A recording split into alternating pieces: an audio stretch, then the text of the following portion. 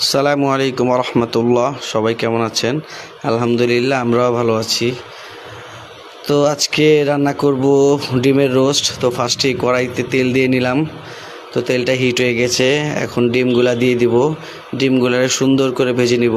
এই যে আমার ডিম ভাজা হয়ে গেছে, দেখেন কি সুন্দর কালার হয়েছে। ভাজা হয়ে গেলে পাশে একটা পাত্রে উঠে রেখে দিব। তারপরে ওই তেলি গরম মশলা, গোটা গরম মশলা দিয়ে দিব, এলাচ, দারচিনি, লং, তেজপাতা এগুলো দিয়ে তারপরে পেঁয়াজটা দিয়ে দিবেন। পেঁয়াজটা একটু বেরেস্তার মতো লাল লাল করে ভেজে নেবেন, কাঁচা জানি না থাকে। এই যে আমরা রান্না করতেছি, রান্নার মাঝেও আপনাদেরকে অনেক কষ্ট করে ভিডিও দিচ্ছি। আশা করি আমাদের ভিডিওগুলো দেখবেন, লাইক কমেন্ট শেয়ার করবেন।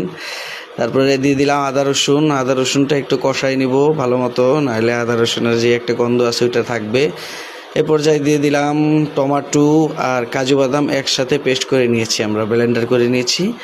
তো এইটা দিয়ে দিলাম। এটাকে সুন্দর মতো কষাতে হবে, প্রায় 8 থেকে 10 মিনিট এটাকে ভালো করে কষিয়ে নেবেন, উপরে তেল উঠে আসে এরকমভাবে কষিয়ে নেবেন।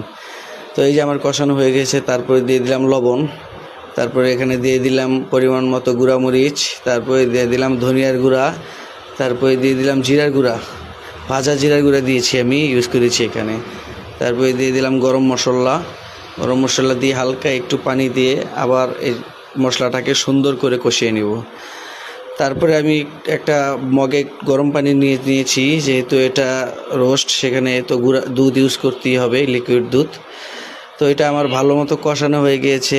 এখন এখানে দিয়ে দিলাম আমার যে ভেজে রাখা সেই ডিমগুলা।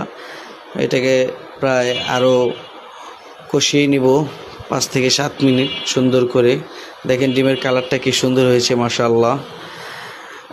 তারপরে এখানে দিয়ে দিলাম সেই দুধটা। অবশ্যই আপনারা গরম পানিতে দুধটা করার চেষ্টা করবেন, ঠান্ডা পানিতে করলে প্রপারলি টেস্টটা আসবে না। গরম পানিতে করলে খুব সুন্দর একটা টেস্ট পাবেন।